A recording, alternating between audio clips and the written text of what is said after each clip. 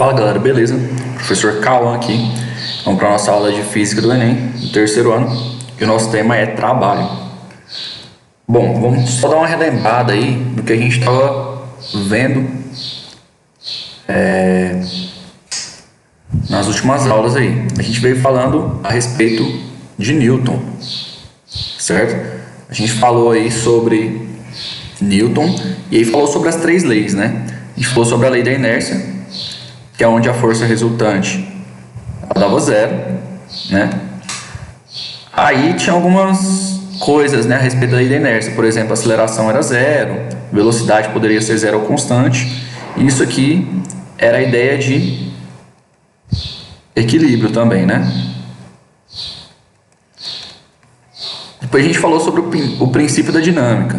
O princípio da dinâmica é o principal aí dentro das leis de Newton, que fala que a força resultante é igual a massa vezes a aceleração, né?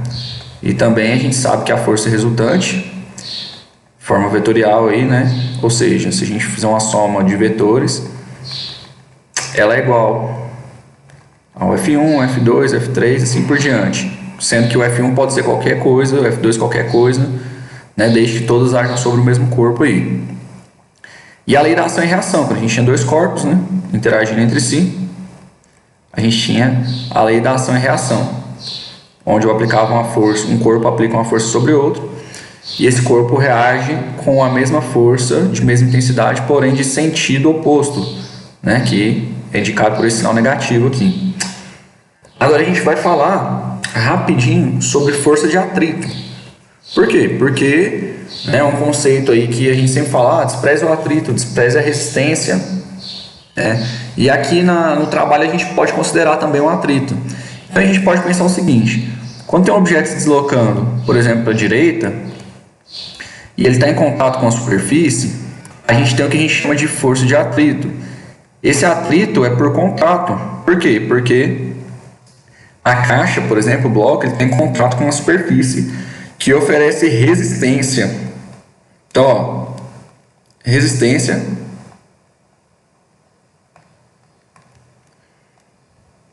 ao movimento, certo? Resistência ao movimento.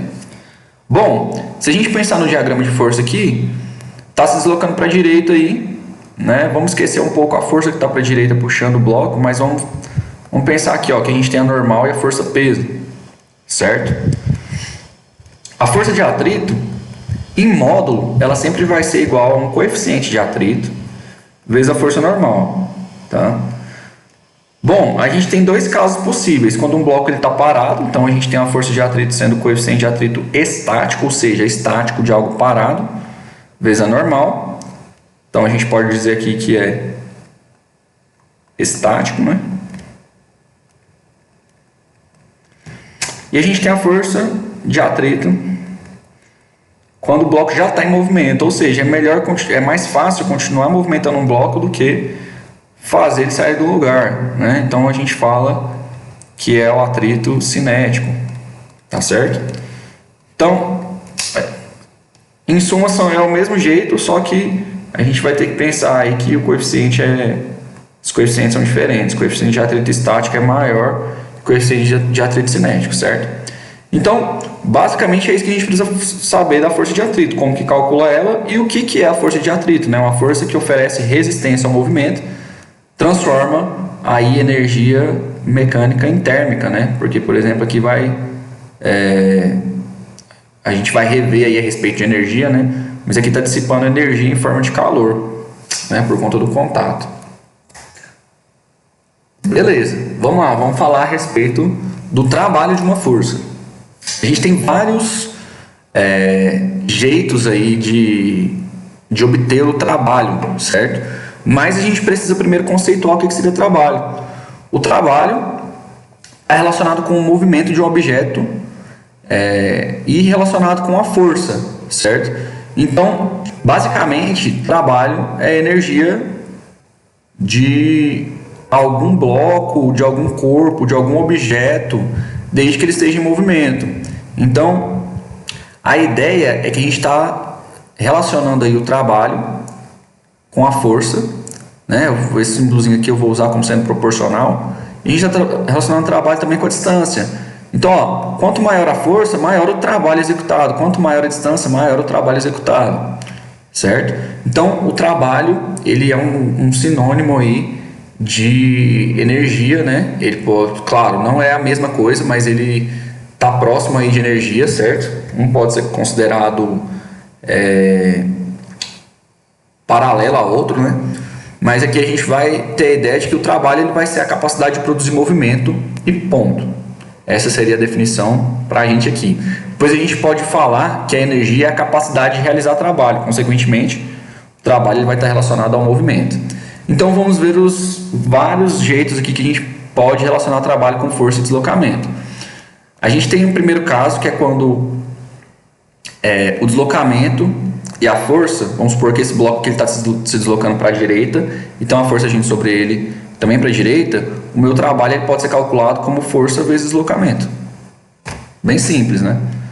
Depois a gente pode pensar o seguinte, o bloco está se movendo para a direita, mas a minha força está para a esquerda.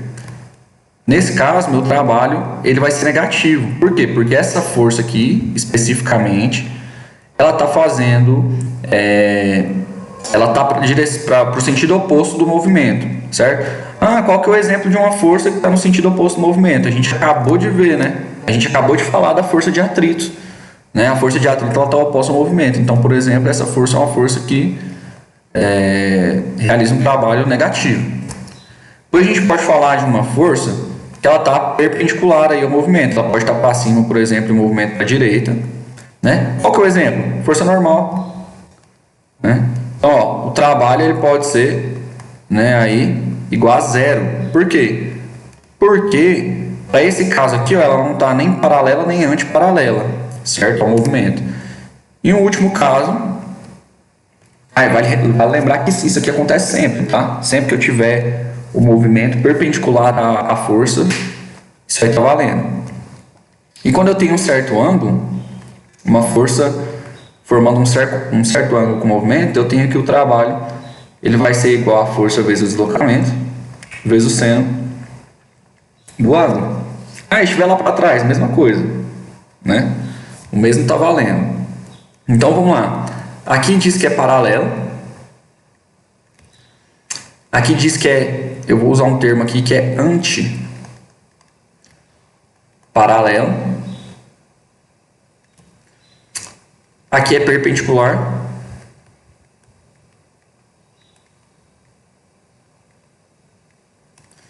E aqui é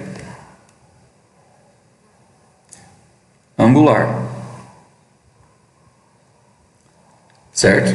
Então, são essas as várias ideias aí de como calcular o trabalho. Vai depender o quê? Direção e sentido, né? Por último, a gente pode pensar aqui que existem casos, para esses casos aqui a gente está observando só uma força, mas existem casos que a gente tem várias forças agindo sobre o corpo. Exemplo, tem um bloco lá, né? E aí nesse bloco eu tenho um cabo puxando ele aí para a direita. Então eu vou chamar essa força de F1. Só que se eu desenhar o diagrama de blocos, eu tenho o quê? Eu tenho a força normal por conta do contato, tenho a força peso porque existe gravidade no local, né? E para esse caso aqui eu posso dizer também que a superfície não é perfeita, não é lisa. Então tem força de atrito. Percebe que esse caso aqui é bem mais complicado, né? Como que eu calcularia o trabalho? O trabalho, que a gente vai chamar de trabalho total, ele é simplesmente a soma dos trabalhos. Trabalho 1, trabalho 2, trabalho 3 e assim por diante. Eu preciso considerar direção e sentido? Não. Por quê? Porque aqui nesse caso, quando você fizer essa análise aqui, ó, é paralelo, é antiparalelo, é perpendicular, é angular, você já vai ter o valor do trabalho com o sinal certinho. Trabalho é uma grandeza escalar, tá? Isso é relembrando. E a unidade medida é o joule.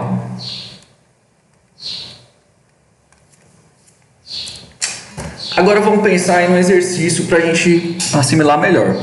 Diz o seguinte, um bloco de 2 kg de massa desliza sobre uma mesa com aceleração constante paralela ao plano da mesa de 5 metros por segundo ao quadrado. Então, ele deu duas informações, um bloco de 2 kg e uma aceleração de 5 metros por segundo ao quadrado. Então, ó, nossa massa, 2 kg, e nossa aceleração é 5 metros por segundo ao quadrado.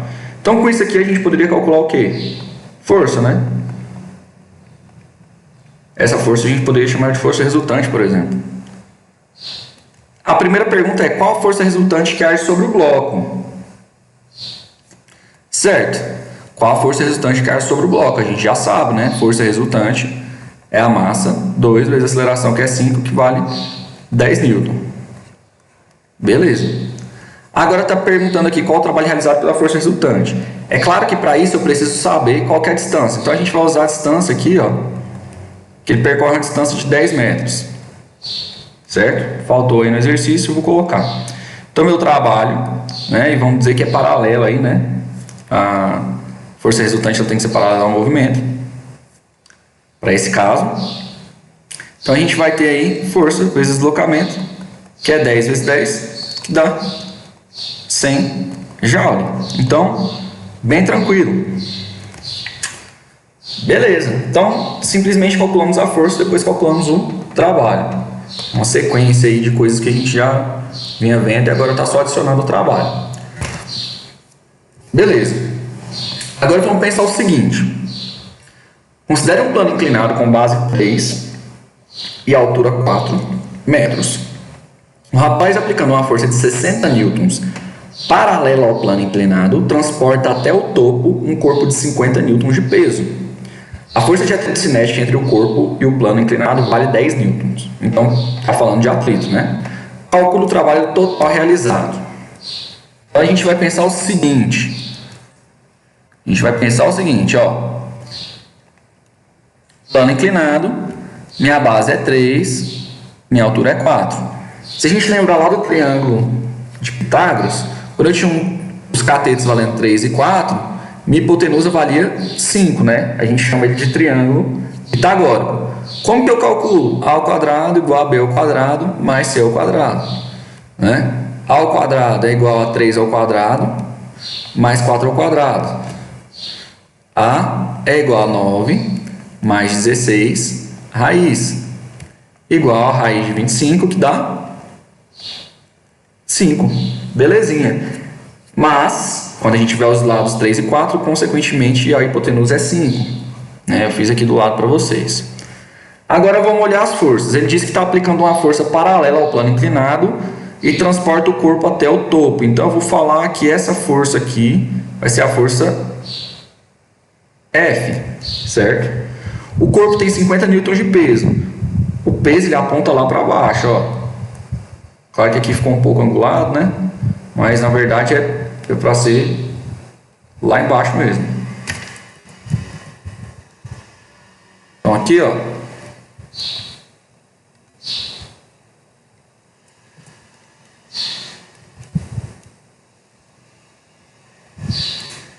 Que é o peso. Ele falando do atrito cinético entre o corpo e o plano, que vale 10 newton. Então a gente pode olhar aqui, ó. 10 newton é a força de atrito. Certo? Qual outra força que a gente tem nesse sistema aqui? Normal, né? Toda vez que a gente tem um objeto encostado numa superfície, a gente tem a força normal, que forma um ângulo de 90 graus. Bom, agora vamos utilizar aqui uma cor diferente, só para a gente representar os eixos. Para facilitar,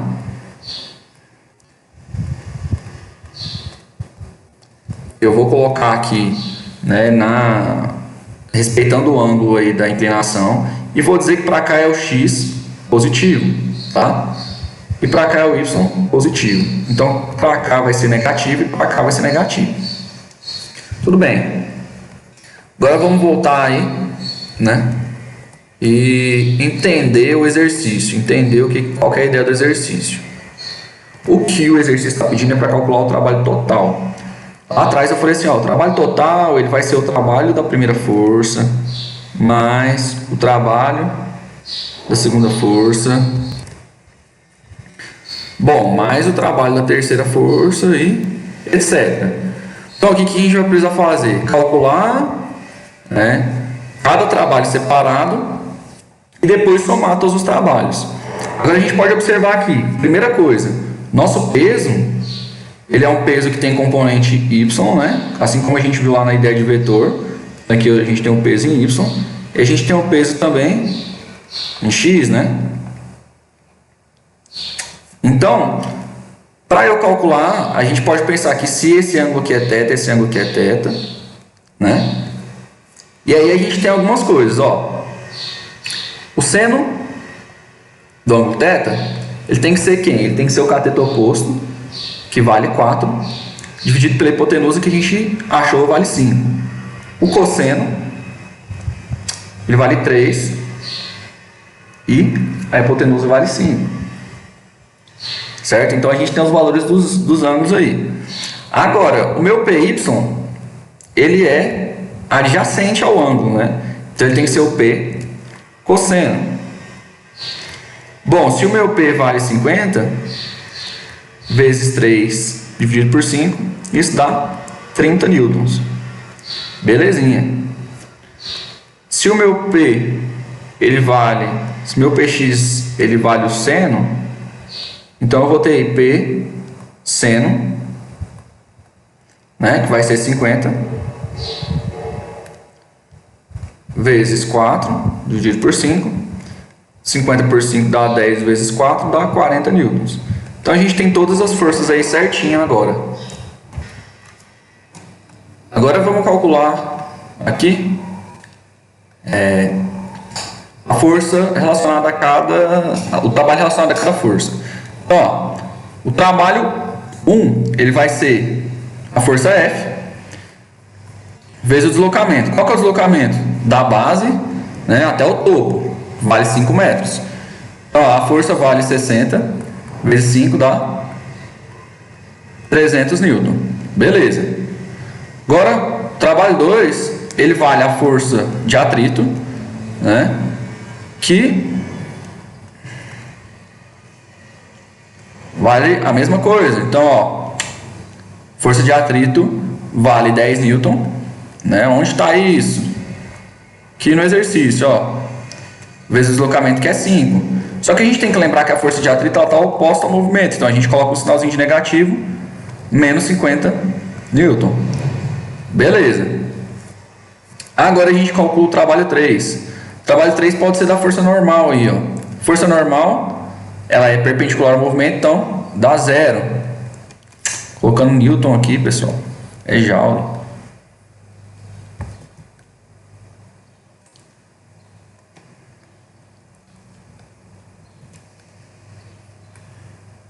Aí, corrigido. Falando uma coisa, escrevendo outra, mas é joule aqui. Certo? Então aqui o trabalho da força normal. Trabalho 4 pode ser da força peso agora. Vamos observar então, ó, peso em X. O peso em X ele contribui, o peso em Y não. Então o peso em Y vai dar 0 joules e o peso em X vai dar